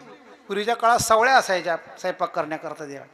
ती सवळी होती. तिने लालवण नेसलं होतं, म्हणजे लाल साडी नेसली होती. कपाळाला कुंकू नाही, हातात बांगड्या नाही, काही नाही, काही नव्हतं. म्हणजे सगळं काढून ठेवलं, लालवण नेसलं आणि परत पोळी करायला बसली. पोळी काय जमना करायला. तरी पोळी येणं म्हणल्यानंतर थोड्या वेळात नवरा बाहेरनं आला आणि त्यांनी बघितली सगळा पसारा पडलेला, अंगावर लालवण घातलेलं आहे, हातात बांगड्या नाही, काढून ठेवल्यात, कुंकू नाही, गळ्यात मंगळसूत्र नाही. काय प्रकार आहे म्हणला. मला पोळीच जमना म्हणली. रडवेला चारा झाला. काय करावं, काय करावं, काय करावं. शेजारी म्हातारी होती, तिला बोलून आणलं. आणि म्हातारीला बोलून आणल्यानंतर तिने पाहिलं, आता ती म्हातारीच होती. मग म्हातारीने बोलून आणि तिने बघितलं, पुरण बघितलं कसं दिलं आहे, चटका दिला आहे का चांगला, काय दिला आहे का, पुरण चांगलं शिजलं आहे का, कणिक चांगली का. रोजची कणिक वेगळी आणि पुरणपोळीची कणिक वेगळी. तुम्हाला माहीत आहे का. नाही माहीत, ह्यांना माहीत असेल. तिंबून तिंबून तिंबून तिंबून त्याला तिंबावं लागते चांगली, मग ती पुरणपोळीची कणिक मौसूत होती. आणि ती सगळं बघितलं, बरोबर आहे म्हणली. आणि बरोबर आहे कारण तव्याकडे लक्ष गेलं. बाई पोळी करून दाखव बरं म्हणली मला एकदा. आणि पोळी करून दाखवल्याबरोबर आमच्या भागामध्ये कणकेमध्ये पुरण घालतात. तुमच्याकडे काय करतात, पुरणामध्ये कणिक घालतात नाही का. तिने हातात पुरणाचा उंडा घेतला आणि कणिक त्यात घातली, लगेच हात धरला. बस तिथंच चुकलं म्हणले तुझं. वर्म कुठं चुकलं. हातामध्ये पुरणाचा उंडा घ्यावा लागतो आणि त्यात कणिक घालावी लागते. बरोबर आहे ना. हां बरोबर आहे की. हातात कणिक घ्यावी लागती, मग त्यात पुरण घालावं लागतं नाही का. तसं हा शरीर आणि त्या शरीरात भाव घालावा लागतो. तवा तुका म्हणे चित्त करावे निर्मळ, येऊनी गोपाळ राहिते ते. वर्म चुकलं. वर्म चुकलं की काय होतं, चुकल्या वर्म फेरा पडी. वर्म चुकलं की फेरा पडतो महाराज. असं भक्तीचं वर्म भाव जर नसल तर काही उपयोग होत नाही. आणि ती भक्ती नामदेव म्हणतात आम्ही भावशुद्ध अंतःकरणापासून ती भक्ती केली. देवा अरे त्याच भक्ती करता विटेवरनं तू खाली सुद्धा उतरला. बरं नामदेव सांगतात, नामदेवाच्या जीवनामध्ये प्रसंग घडला. सन दिवाळीचा आला, नामा रावळासी गेला, हाती धरून ही देवासी, चला मुचे घरासी. दिवाळीचा सण आला, तर झाली दिवाळी आपली. आणि दिवाळीच्या सणामध्ये नामदेवाला उठवलं. नामदेवा उठा उठा. म्हणजे कशाला, दिवाळी म्हणल्या. दिवाळी म्हणजे काय, लहान पोरांनी विचारला प्रश्न. दिवाळी म्हणजे आनंद आहे, प्रकाश आहे, दिवे लावायचे, दीप उत्सव करायचा. आणि घरात केलेले शेव चकली चिवडा करंजा लाडू शंकरपाळ्या काय असले तर फराळ करायचा आणि आनंदाने राहावं, त्याला दिवाळी म्हणतात. म्हणजे एवढा आनंद आहे, हो हो एवढा आनंद आहे. मग देवाला आणून त्याच्या हातात देव होते म्हणजे त्यांना माहीत होतं आधी निवेद जीव घातलेला आहे, दूध पाजलेलं आहे, सगळं माहीत असल्यामुळे गोनाबी म्हणले घेऊन या देवाला. नामदेव तडक देवा रावळात, रावळात गेल्यावर हाती धरोनी देवास हाताला धरलं देवा, चला चला मुचे घराशी देवाला म्हणले चला घरी. आणि देव म्हणले अरे थांब नामदेवा, अरे थांब नामदेवा, आत्ता पुजारी येतील, दार उघडतील, काकडा करतील माझा, आणि काकडा करून आज दिवाळी म्हणले आमच्या इथं. हो देव म्हणले दिवाळी म्हणून तुम्हाला बोलावलं आलं म्हणले चला आमच्या घरी म्हणले. नामदेवाला देव म्हणले नामदेवा हे काही शक्य नाही बाबा म्हणले, मी जर विटेवर नसलो तर काय होईल म्हणले तुझ्या घरी गेल्यानंतर पुजारी आले तर. एकदम नामदेवाला राग आला आणि रागाच्या भारात देवाला देवा येणार आहे का नाही सांगा तुम्हाला, आज जर तुम्ही नाही आला तर आजपासून दिवाळीच कॅन्सल म्हणली माझी, आजपासून दिवाळीच करणार नाही म्हणली मी. प्रतिज्ञाच एकदम नामदेवाची, जसं अर्जुन प्रतिज्ञा करत होता आणि देव पुरवत होता तसंच नामदेवाच्या जीवनामध्ये. नामदेव लढीवाळ लाडके भक्त असल्यामुळे नुसती प्रतिज्ञा येणार आहे का नाही सांग, मी तुला बाकी विचारत नाही म्हणली. काय करावं देवाला प्रश्न पडला, जावं तरी पंचायत, न जावं तरी पंचायत. नामदेवा थोडं आपण समजून घेऊ म्हणले एकमेकाला, समजून घेऊ, तू मी देव आहे तू भक्त आहे, आणि एकमेकाला समजून घेतल्यानंतर म्हणजे काय करायचं, काय नाही म्हणले तू माझ्या जागेवर उभा राहा, मी तुझ्या घरी जातो आणि तुझ्या घरी जाऊन सगळं काय ती दिवाळीचा पाहुणचार घेतो मग इकडे येतो म्हणले. बरं बरं बरं मग ठीक आहे, मग काय हरकत नाही, माझ्या घरी जाणार ना तू, मग जा म्हणले काय हरकत नाही. आणि भगवंताला परवानगी दिली घरी जाण्याकरता. नामदेव स्वतः विटेवर उभा राहिले, नुसते उभा राहिले नाही, मग सुंदर ते ध्यान उभे विटेवरील कर्कटावरी ठेवून या, समपाय ठेवलेले आहेत, तुळशीचा हार गळ्यामध्ये घातलेला आहे. भगवंताने आपला पोशाख सगळा नामदेवाला दिला. त्या रात्रीचा शयनार्थीचा पोशाख असतो का नाही, कुंची असती, शाल असती, पगडी असती, तुळशीचा कंठा असतो, वैजंती माळ असती, भगवंताने सगळं नामदेवाला घातलं आणि उभा केलं. नामदेवा विटेवर उभा राहायचं म्हणले, विटेवर हो देवा म्हणले घर जा म्हणले, विटेवर उभा नुसतं उभा राहायचं नाही, मग हालू नये चालू नाही, सैरा वैरा काही बोलू नाही, कोणाशी बोलायचं नाही, हालायचं नाही, मुंग्या येतेत मुंगळे येते दुरळे येतात म्हणले अंगावर, हारू नको म्हणले, कुठं कानात जातो कुठं नाकात जातो अंगावरनं फिरतात म्हणले देवाचे. बघा तुम्ही उंदरं येतात म्हणले साखर खायला पेढा खायला, घाबरू नको म्हणले. नाही नाही देवा तुम्ही जा, पुजारी येतील दार उघडतील काकडा, देवा तुम्ही घरी जावा. बरं नामदेवावर नियम सांगतो काहीतरी, पुजारी काकडा करण्याकरता नंतर काकडा केल्यानंतर अंगावरचे कपडे काढतील, तेल लावतील, उठणं लावतील, त्याला अभ्यंग स्नान म्हणतात. अभ्यंग स्नान झाले की त्या ठिकाणी केशर पाण्याचं स्नान आहे, कस्तुरीच्या पाण्याचं स्नान आहे, गरम पाण्याचं स्नान आहे, आणि सगळं झाल्यानंतर दही घालतात, दूध घालतात, मध घालतात, आणि मध घातल्यानंतर लोण्याचा गोळा पाव किलोचा असतो म्हणजे कमीत कमी, ते तोंडाला लावतात म्हणजे वर खडी साखर असते काकड्याला, आणि ते खडी साखर लावल्यामुळे गोड लागतं म्हणले, मधुर लागतं, खाऊ नको बरं का म्हणले, फक्त खाऊ नको. नाही नाही देवा खात नाही, जावा जावा जावा. आणि भगवान पळत पळत घरी आले नामदेवाच्या. हल्ली जे नामदेव मंदिर आहे का नाही आत्ता पंढरपुरामध्ये, ते नामदेव मंदिर म्हणजे नामदेव महाराजांचं जन्मस्थान असणारं, जन्मस्थळ असणारं, त्या ठिकाणी भगवान आले. गोनाबाई वाट बघत होत्या, देवाला बघितल्यावर देवा आणि नामदेव कुठं आहे म्हणले.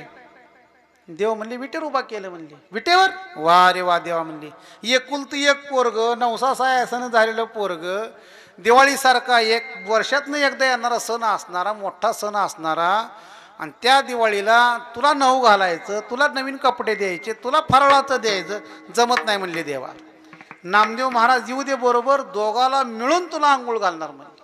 देव म्हणला तेल गेलं आणि तुपही गेलं म्हणलं. का हे तर थांबावं काय मिळणं, आता रावळात जावं देवळात जावं, तिथं काकडा सुरू झाला असं म्हणले. आता ठीक आहे म्हणले, काय हरकत नाही, आपण काकडा रोज करून घेतो म्हणले, बघत नाही म्हणले. मग आज आपल्याला आणायचा संधी मिळाली काकड्या बघायची, आपण काकडा बघावं आणि आपलं रूप कसं दिसतं आपण बघावं म्हणले. ठीक आहे. गोनाबीला हाताला धरलं, दामोष्टीला धरलं, दोघालाही धरून रावळामध्ये आणलं, आणि भगवंताच्या काकड्या करता रोज शुकसंकाधिक नारद तुंबर, भक्तांच्या कोटी कवाडाडोनी पाहता ती जगती, माद्वारापासून गरुड पारा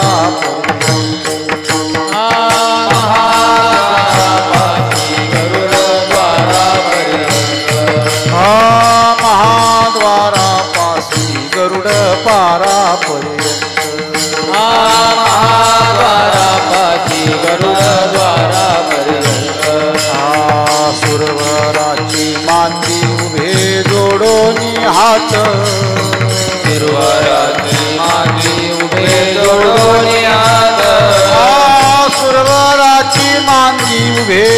जोडोनी हात सुरवराची मागे उभे जोडोनी हात उठा पांडुरंगा प्रभात समय पातला उठा पांडुरंगा प्रभात समय पातला पांडुरंगा प्रभात समय पातला उठा पांडुरंगा प्रभात समय पातला.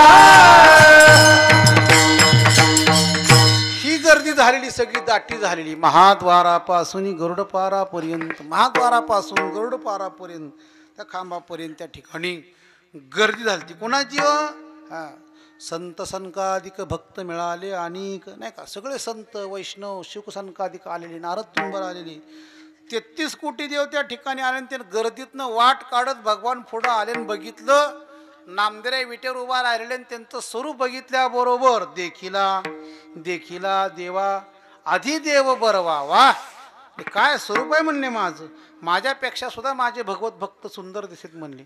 आणि भगवंताने गोणाबाईला दाखवलं बघ बघ बघ बघ तुझं पोरग तिथं उभा केले म्हणले. आणि गोणाबाईंनी नामदेवाला बघितल्याबरोबर ऊर भरून आला अगदी कारण प्रेम आलं. कारण प्रत्येक आईची इच्छा असते की आपला पोरगा कुठंतरी उच्च स्थानावर असा उच्च पदावर असावा. अशी इच्छा असते का कुठंतरी गटरीत लोळत पडावं म्हणून. शेंबडा असू दे मेकडा असू दे लुळं लंगडं कसंही असू दे मातेची चित्ती अवघी बाळकाची व्याप्ती आपल्या आईच्या मनामध्ये एकच असते की आपला पोरगा कोणीतरी मोठा साहेब झाला पाहिजे.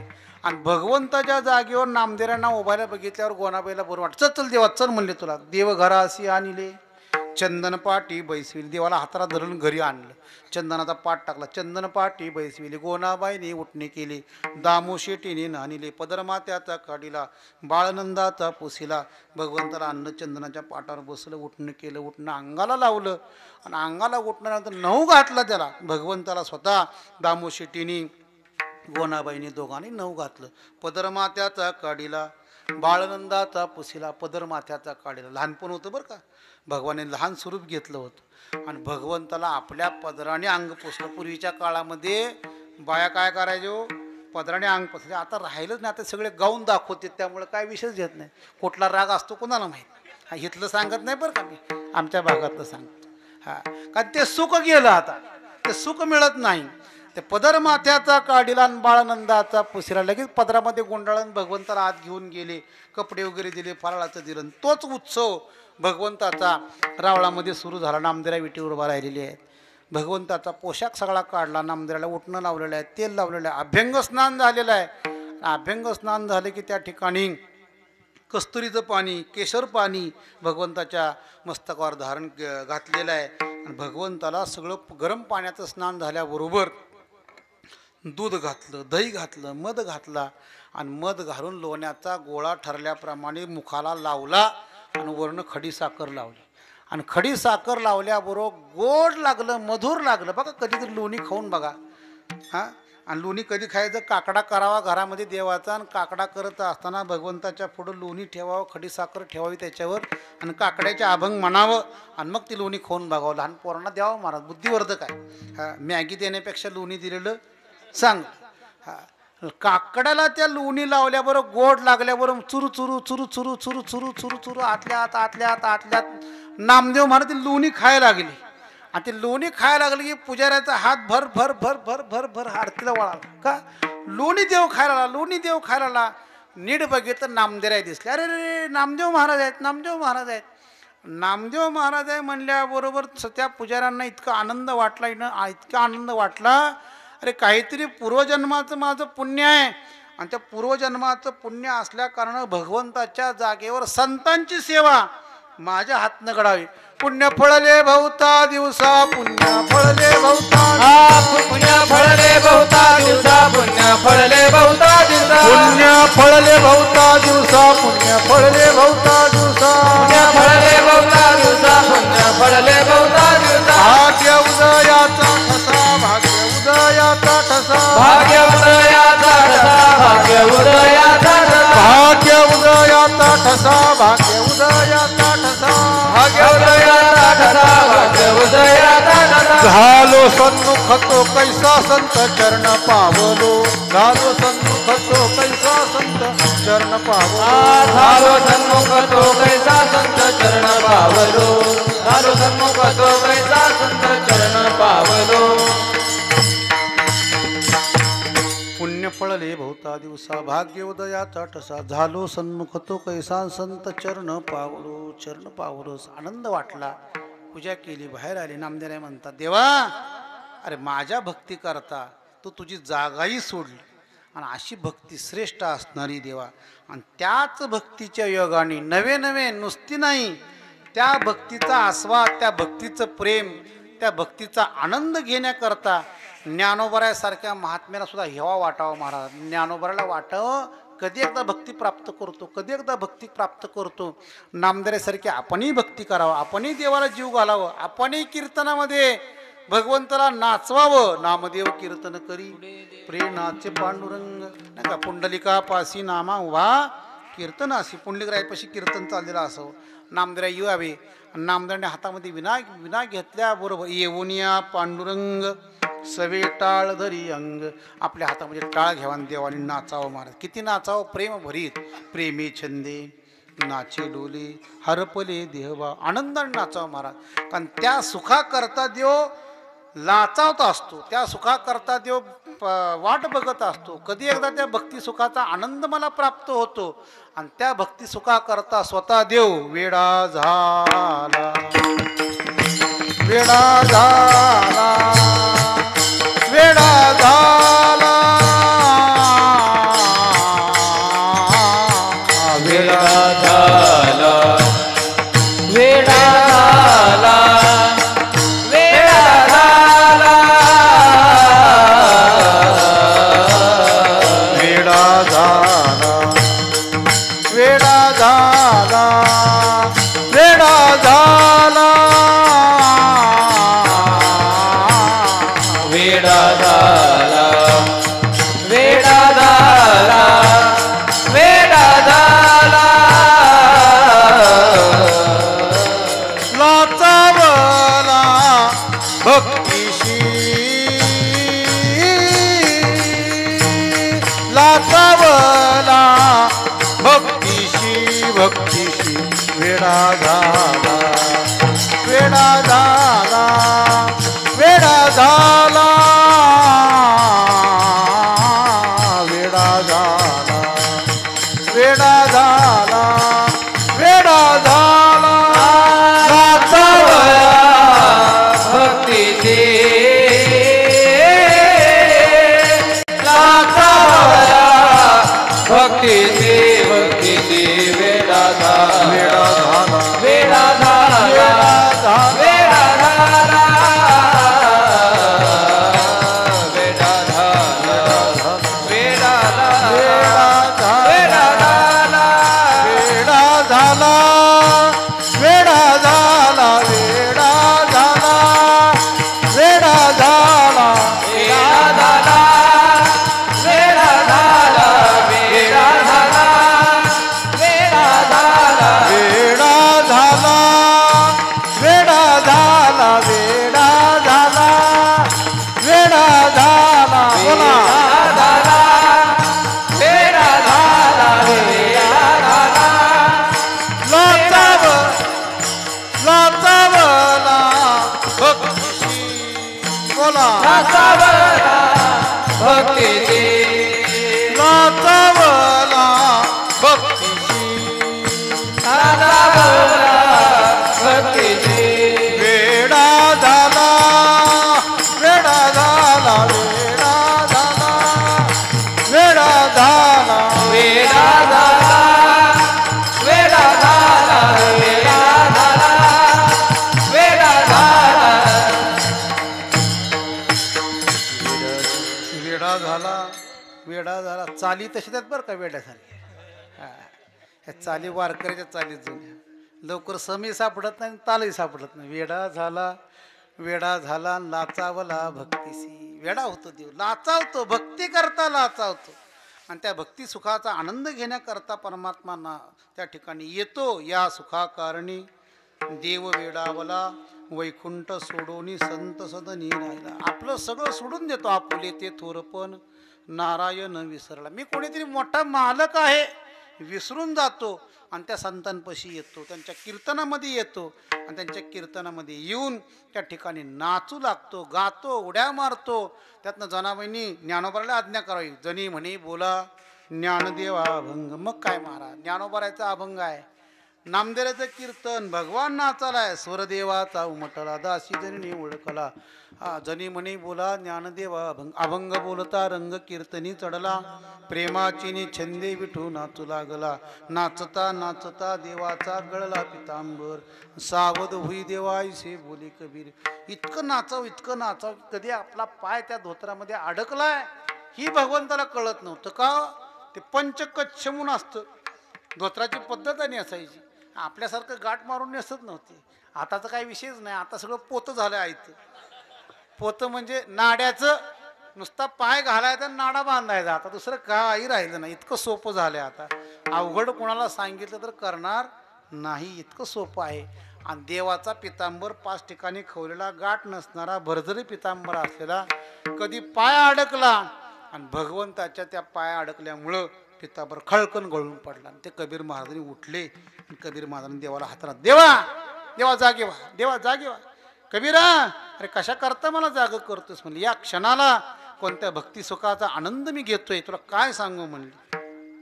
भगवंताला सगळी परी सांगितली. भगवंतानी पितांबर नेसला, परत वर्ण उपर्ण बांधलं. त्या दिवसापासून उपर्ण बांधायची पद्धत नाही बरं का, नाही. कीर्तनकाराने उपर्ण का बांधावं सांगा बरं. कीर्तनकाराने उपर्ण बांधायचं असं कारण आहे, ज्यावेळेस आपण सेवेला उभा राहतो आणि सेवेला उभारल्यानंतर जगत जनक असणारा, जगतपिता असणारा, ब्रह्मांड नायक असणारा, कर्तुम अकर्तुम अन्यथा कर्तुम, तो परमात्मा त्या कीर्तनामध्ये येऊन उभा राहिलेला असतो. तेथे असे देव उभा दिसे समचरणाची शोभा. आणि मालकासमोर खांद्यावर उपर्ण ठेवून कोणी उभा राहायचं नसतं. म्हणून कीर्तनामध्ये कमरेला उपर्ण बांधतात, खांद्यावर ठेवत नाही. कारण खांद्यावर उपर्ण ठेवणं म्हणजे देवाची अमर्यादा होती. मालकाच्या समोर खांद्यावर कुठले वस्त्र नसू नये म्हणून ते काय करतात, उपर्ण कमरेला बांधायची पद्धत आहे. आणि भगवंताने पितांबर सुटला म्हणून परत माच बांधून ही बळकट, परत नाचताना पितांबर सुटू नये म्हणून ती कंबर बांधली जाते. आणि कीर्तनामध्ये मर्यादा मोडू नये भगवंताची म्हणून कंबर बांधायची. भगवंताने पितांबर बांधला, उपर्ण बांधून परत देऊन उचला. आणि त्या भक्तीचा आनंद करण्याकरता, घेण्याकरता, ती भक्ती प्राप्त करण्याकरता ज्ञानोबाला सुद्धा वाटावं आपणही ती भक्ती प्राप्त केली पाहिजे, आपल्यालाही मिळाली पाहिजे. म्हणून नामदेवाकडे याचना करत आले. म्हणजे नामयाची भेटी ज्ञानदेव आले, लोटांगण घातले नामदेवी, देवनी आलिंगन प्रीतीच्या पटी भरे पूजिले आदरी. यथाविधी ज्ञानोबा स्वतः आळंदीवरनं आले आणि नामदेवाकडे पाहिलं. नामदेवाला पाहिल्याबरोबर नामदेवाने ज्ञानोबा यांच्या चरणावर मस्तक टेकवलं. साष्टांग करी दंडव श्री संताची, माथा चरणावरी साष्टांग करी दंडव. त्या ठिकाणी साष्टांग दंडवत घातला. कडकडून मिठी मारली ज्ञानोबाने नामदेवाला आणि विचारलं ज्ञानोबारांना, ज्ञानोबाराय माऊली कुणीकडे आला म्हणले. आज वारी नाही, काही नाही, काही नाही.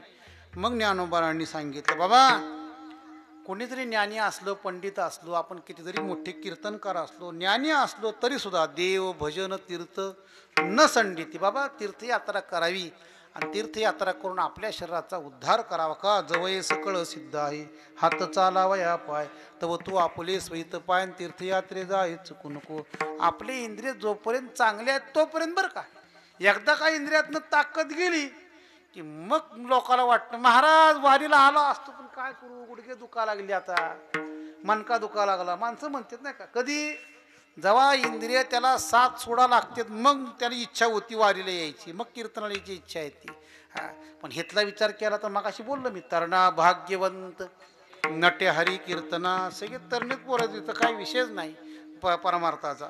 आणि सगळं सिद्ध असल्यामुळे, कारण मनुष्याने आयुष्यामध्ये नामस्मरण करावं. नामस्मरण करून आपली इंद्रिय जोपर्यंत चांगले तोपर्यंत त्या नामस्मरणाचा आनंद घ्यावा. नाहीतर महाराज कसं आहे, आयुष्यभर नामचिंतन नाही केलं, काही नाही केलं तर आयुष्य संसार सुटत नाही. त्याला काय म्हणायचं, संसारात अडकलेले आहेत. आयुष्यभर जरी संसार केला तरी शेवटच्या क्षणापर्यंत संसारच आठवतो. निमोदाहरण देतात, एक मनुष्य सद्ग्रस्त होता, आणि त्या सदग्रस्तांनी पहिलं पै जोडून पैशाला पैसा जोडून अगदी संपत्ती कमवली, जमीन जुमला वाडा काही असेल ती घोडागाडी घेतली, 4 मुलं झाली त्याला, आणि 4 मुलं झाल्यानंतर त्या ठिकाणी 4 मुलांचा संसारही सुरू झाला, नातू झाले, परतुंड झाले. वयाच्या मानानं हा 90च्या पुढे गेला, आणि 90च्या पुढे गेल्यानंतर मग काय महाराज अवस्था कशी असती, नाकमुख गळू लागली, लाळ आणि शेंबूड, श्वानापरी गती झाली, अवघे करती हाडहाड. हा सगळ्याला पाठ आहे नाही का. एकदा का आपलं सगळं निघून गेलं, बंगला 2 कोटीचा बांधा नाही तर 4 कोटीचा बांधा, आपला मुक्काम कुठं, गोट्यातच, दुसरीकडे कुठं नाही का. असून सुद्धा म्हणते नासिले घर थुंकोण्या, बाईल म्हणे खर मरताची बरे नाही का.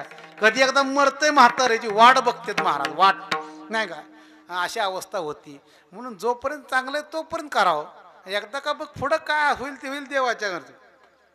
तसं तो मनुष्य वयाच्या 90नंतर गलित गात्र झाला, त्याला त्या गोट्यामध्ये जागा दिली, त्या गोट्यामध्ये पलंगावर पडल्या एकदम वरडा लागला, जोर जोरात वरडा लागला.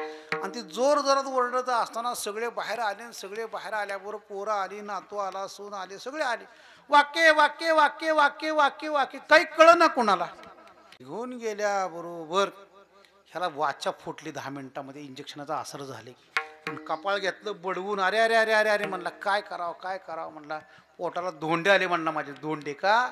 अरे आयुष्यावर मी एवढी संपदा मिळवली, पैशाला पैसा लावून सगळं मिळवलं म्हणलं, केलं म्हणले, आणि तुम्ही 10 मिनिटात त्याच्या मड्यावर घातले म्हणला पैसे म्हणला. झालं. पोरं म्हणले अहो तुम्हाला वासुदेव केशव वासुदेव केशव म्हण, कशाचं म्हणले काय नाव सुद्धा घेतलं नाही बरं का त्यांनी. कशाचं काय मला म्हणायचं होतं म्हणलं, मला काहीच म्हणायचं नव्हतं म्हणलं. मग वाक्य वाक्य काय करत, अरे वाक्य वाक्य म्हणजे ती वासरू किरसुनी खाते ती सांगायचं होतं म्हणले. म्हणजे संसार किती भिनलाय बघा अंगामध्ये. किरसुनीचा बुडका ती वासरू चगळत नाही का, पण तेवढा बुडका सुद्धा त्याला काय वाटलं, अरे अरे अरे अरे पैसा वाया चालला रे, पैसा वाया चालला माझा. संसार सुटला का हो त्याला, संसार सुटला नाही. हा गुंतवला या संसारी, कैसा झालोसी अंधपंगू झालो. त्या संसारामध्ये गुंतल्यामुळं मनुष्य काहीच करत नाही. तसं ज्ञानोबा आहे म्हणल्यावर जवळ सकळ सिद्ध आहे. आपलं जोपर्यंत चांगलं धडधाकड शरीर आहे ना, तोवर फिरून घ्यावं, तीर्थयात्रा करावी, देवदर्शन करावं, संतांची भेट घ्यावी, त्यांच्या नाचायला जावं, कीर्तनामध्ये भजनामध्ये नाचायला जावं. चल म्हणले आपण तीर्थयात्रा करू म्हणले, त्या निमित्ताने मला भक्तीचा आनंद तुझ्याकडनं प्राप्त होईल. आणि हा म्हणल्याबरोबर नामदेवाने विचार केला, ज्ञानोबाबरोबर जायचं. ज्ञानोबाबरोबर गेले की आपली पंढरी सुटली, चंद्रभागा स्नान सुटलं, देवाला रोज नैवेद्य जीव घालतो तेही संपलं. म्हणले आता मग काय करावं. ज्ञानोबाला विनंती केली, ज्ञानोबा तुम्ही म्हणताय म्हणजे तीर्थयात्रेला जायचं, तुमचा काय अधिकार आहे. तीर्थाने तुमच्याकडे यावं, आणि तीर्थाने तुमच्याकडे यावं, तुमच्या पायाचं तीर्थ प्राशन करावं, त्यांनी पवित्र व्हावं. तीर्थे तया ठाया येती पुनीत भावया, तीर्थे तया ठाया येती पुनीत भावया, तीर्थे तया ठाया येती पुनीत भावया, तीर्थे तया ठाया येती पुनीत भावया. पर्व काळ पाया तळी वसे वैष्णवा, पर्व काळ पाया तळी वसे वैष्णवा, पर्व काळ पाया तळी वैसे वैष्णवा, पर्व काळ पाया तळी वैसे वैष्णवा. तीर्थाने तुमच्याकडे यावं असा तुमचा अधिकार, तुमचं तीर्थप्राशन करावं इतका तुमचा अधिकार आहे. मग मात्र ज्ञानोबा म्हणतात अरे देवाकडं नाही तीर्थयात्रेला जायचंय. ज्ञानोबाला उलट उत्तर देता येईल नामदेवाला. मग त्यातनं तोडगा काढला, पाळिलो पोशिलो जन्मुनी जयाचा विकिलो काय आवाच्या म्हणे त्यासी, नामा म्हणे स्वामी विठोबासी पुसा, आणि आज्ञा देन शिरसा वंदन त्याची. कारण देवाला नामदेवाची, नामदेवाला देवाची सवय होती, नामदेवाला पक्की खात्री होती देव आपल्याला काय सोडणार नाही. म्हणून देवाकडे ढकलून दिलं. देवाला विचारा म्हणले, देवाने जर सोडलं तर मग मी येतो. ज्ञानोबा म्हणले बरं बरं म्हणले, खरं काय हरकत नाही म्हणले. ज्ञानदेव म्हणे भला भक्तराज, कळले गोप्य गुज सर्व काय, तू हुशार आहे म्हणले, चतुर आहे म्हणले, काय हरकत नाही, देवाची परवानगी काढायची ना, चल म्हणले. उठलेले की सत्वर उठून या स्वामी जवळ आले, मस्तक ठेवले चरणावरी, त्या ठिकाणी आले, चरणावर मस्तक ठेवलं. निजीचा निज भाव, मनीचा निज भाव सांगे ज्ञानदेव, आपल्या मनातला भाव ज्ञानोबांनी सांगितलं. नामयाच्या संगती म्हणजे नामदेवाच्या संगतीमध्ये मला भक्तिसुखाचा आनंद प्राप्त करायचा आणि त्याकरता तीर्थयात्रेला मला परवानगी द्या. नामदेवाने भगवंताकडं परवानगी मागितल्यावर भगवंताने हसोनी पंढरीनाथ बोली येली. भगवान सुद्धा हसले आणि ज्ञानोबाला म्हणले, ज्ञानोबराय तुमची काय अवस्था म्हणले. जे नामदेवाने सांगितलं तेच भगवंताने सांगितलं. तीर्थयात्रा करणं तुमचं काम नाही म्हणले, मग तीर्थाने तुमच्याकडे यावं म्हणले. ज्ञानोबाराने भगवंताला सांगितलं, देवा नामदेवाच्या संगतीमध्ये राहून त्यांची नित्य संगत घेऊन सार्थक करावे देहाच्या. त्यांच्या संगतीमध्ये संतांच्या संगतीमध्ये काय सुख आहे महाराज. संत संगतीचे काय सांगू सुख, आपणा पारिके नाही ते. साधू थोर जाणं, साधू थोर जाणं, साधू थोर जाणं कलियुगी. या कलियुगामध्ये साधू म्हणजे नामदेव थोर आहेत, त्यांची भक्ती थोर आहे आणि त्या भक्तीचा काहीतरी वाटा मला प्राप्त व्हावा म्हणून त्यांची संगत मला घ्यायची आहे. आणि म्हणून नामदेवाची परवानगी भगवान नामदेवाला माझ्याबरोबर द्या, तुम्हाला परवानगी मागतो म्हणले. मग मात्र देवाला जरा बरं वाटलं. अरे ज्ञानोबरायासारख्या महात्म्याने संगत करावी. जे निसंग असणारे महात्मे, कुणाची ज्ञानोबांनी संगत केली नव्हती आत्तापर्यंत. नमो ज्ञानेश्वरा निष्कलंका द्याची वाचिते गीतेची ठिकाणे असे ज्ञानोबराय योग्यतेचे असणारे, कुणाचाही संग न करणारे, निसंग असणारे महात्मे. पण त्यांनी संगती मागावी, त्यांनी संघाची इच्छा करावी. नामदेवाकडे बघितलं, नामदेवाला म्हणतात, नामदेवा अरे ऐसे भाग्य जेणे सर्वस्वे साधावे तरीत जन्मा यावे विष्णू. प्रत्यक्ष परब्रह्म मूर्ती ज्ञानेश्वर आणि करीतसे आदर संगतीचा. अरे आदर म्हणजे कोण करते, ज्ञानोबराय करतात. तर जन्माला यावं बरं, तर जन्माला काहीतरी महत्व आहे.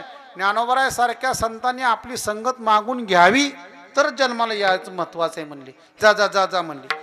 नामदेवाचा नाईलाज झाला, काय हरकत नाही. मग नामदेवाचा हात ज्ञानोबराच्या हातात दिला, धरुणी पंढरीनाथ त्या ठिकाणी. मग नामयाचा हात धरुणी श्रीपती देतसे हाती ज्ञानदेवा. त्या ठिकाणी त्यांचा हात दिला. नामदेव ज्ञानोबरा तीर्थयात्रेला निघून गेली. पण निघून गेल्यानंतर त्या ठिकाणी त्यांच्यात जो झालेला संवाद आहे का नाही, तीर्थयात्रा म्हणून प्रसंग आहे, तीर्थावळी म्हणून. आणि तीर्थावळीमध्ये त्या प्रसंगामध्ये गोड अगदी वर्णन केलेलं आहे, गोड वर्णन केलेलं आहे. खूप मोठा प्रसंग आहे, थोडक्यात सांगतो मी, जास्त सांगत नाही. आणि त्यामध्ये 9 प्रश्न विचारले ज्ञानोबारांनी. 9 प्रश्न कुणाला, नामदेवाला. आणि त्या 9 प्रश्नामध्ये भक्तीच होती. आणि ती भक्ती पूर्णपणे तीर्थावळी प्रकरण तुम्ही मुळात वाचा, तुम्हाला प्रत्यक्षात कळून चुकलं. ती भक्ती देत असताना पण ज्ञानोबारायाबरोबर जरी नामदेवराय होते, पण नामदेवाची भक्ती ही फक्त निस्सीम आणि निस्सीम भगवंता करता असल्यामुळं, पांडुरंगाची भक्ती असल्यामुळं दुसऱ्या तिसऱ्या देवाकडे त्यांचं मस्तक टेकवलं जाईना, दर्शन करू वाटना, काही करू वाटना. का? पंढरी निवास जीवन माझे. नामदेवाचं जीवन म्हणजे पंढरीनाथ परमात्मा होता. अन्य देवतेच्या पुढे ते मस्तक टेकवायला तयार नव्हते. तीर्थयात्रा चालू होती. तीर्थयात्रा करत करत करत करत सगळे ठिकाणं त्यांनी पाहिले. 9 प्रश्न विचारून त्या भक्तीचे प्रश्नाचे उत्तरं ज्ञानोबाला नामदेवाने दिले. पण मन मात्र सगळं तळमळ तळमळ तळमळ तळमळ पंढरीकडे होतं. त्या पंढरीकडे येत असताना प्रसंग घडला. एकविधपणा कशाला म्हणतात की ज्ञानोबारानुसार कळून चुकला. किती भक्तीचा एकविधपणा असावा. एकविधपणा म्हणजे एकविध आम्ही न धरू पालट, न सोंड हे वाट सापटली. एक धरिला चित्ती आम्ही रुक्माई तापती, आम्ही रुक्माई तापती, आम्ही रुक्माई तापती. एक धरिला चित्ती आम्ही रुक्माई तापती, आम्ही रुक्माई तापती, आम्ही रुक्माई तापती. एक धरला चित्ती आम्ही रुक्माईचा पती. एकविधपणा होता.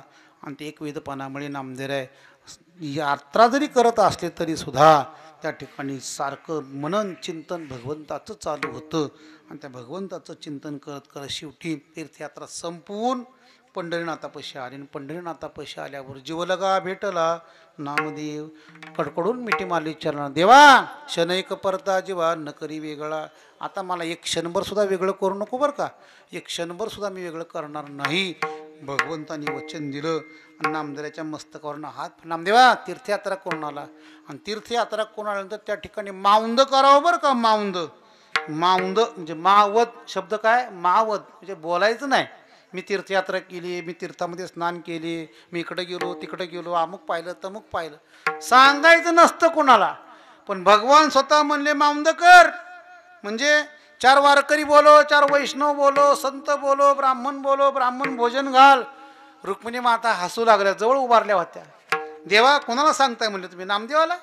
करता करविता कोण याचा और कोण करणार आहे? तुम्हीच करणार आहे म्हणले. आठवतं का म्हणले तुम्हाला? द्वादशीला एकदा सकाळ सकाळ आलते म्हणजे नामदेवराय घरी.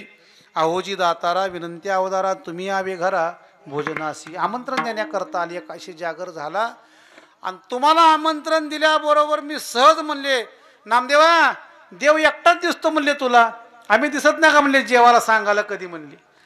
आईसाहेबाला रुक्माबाई आहे तुम्ही, रुक्माबाई माते तुम्ही हवे ते सांगायचं म्हणले, तुम्हाला पण सांगायचं म्हणले, पण असं नाही सांगायचं. मग अहो तुमच्या मालकाला मी जेवायला सांगितले, तुमचा मालक तुमचा नवरा माझ्या घरी जेवायला येणार आहे, त्याला काय आवडतं मला काय माहीत म्हणले. गोड आंबट तिखट खारट तुरट नाही का, देवाला जसं आवडेल तसा स्वयंपाक करायचा आहे आणि त्या स्वयंपाकाला लागणारी शिदुरी तुम्हीच घेऊन या म्हणले.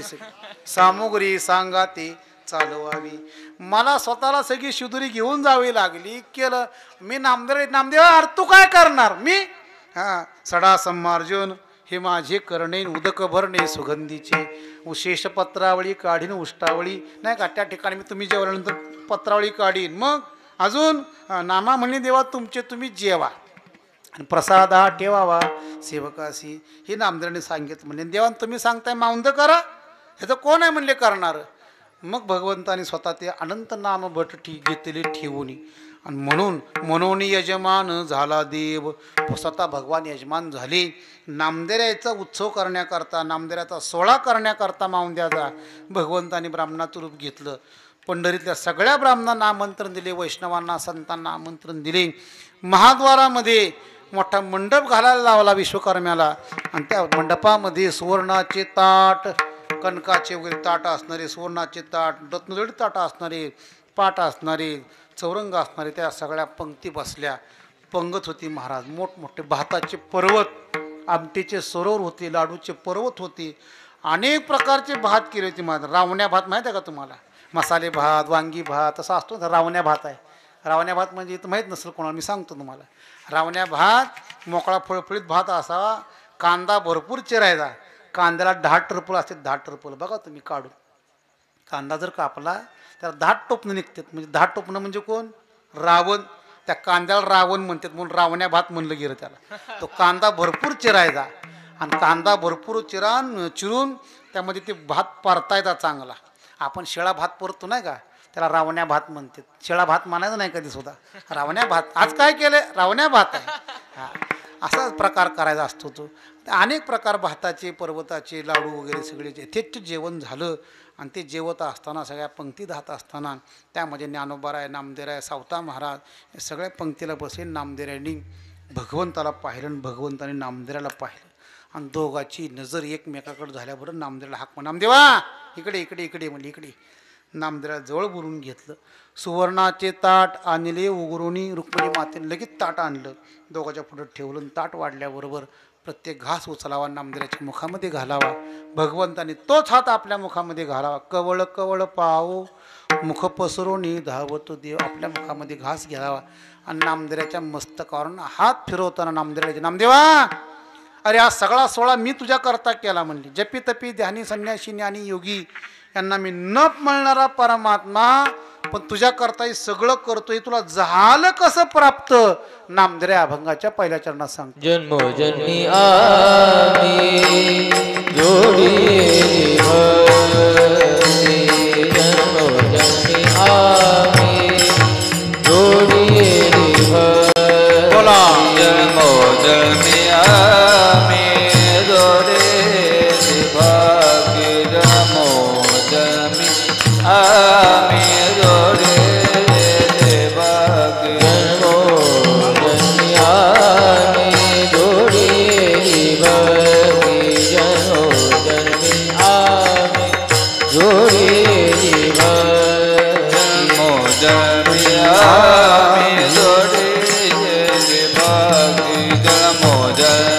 आम्ही जोड़े भक्ति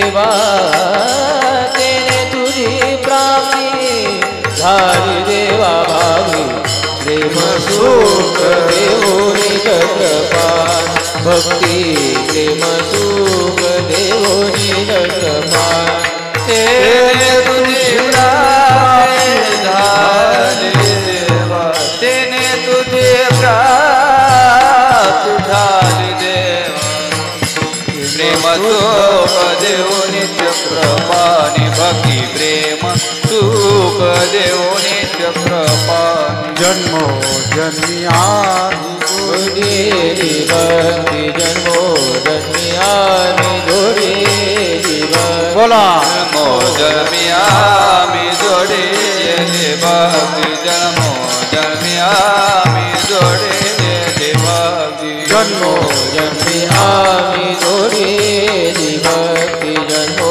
जन्मियामी जोडेली भक्ती जन्मियामी जोडेली भक्ती जन्मो जन्मियामी जोडेली तेने तुझी प्राप्ती झाली देवा तेने तुझी प्राप्ती झाली देवा देवी प्रेम सुख देवोनी चक्रपाणी भक्ती प्रेम सुख देवोनी चक्रपाणी तेने तुझी प्राप्ती झाली देवा तेने तुझी प्राप्ती ठेवी आपले चरणी देवा भक्ती प्रेम सुख देवनी चक्रपाणी भक्ती प्रेम सुख देवनी चक्रपाणी ठेवी आपुले चरणी जन्मोजन्मी ठेवी आपुले चरणी जन्मोजन्मी भक्ती प्रेम सुख देवनी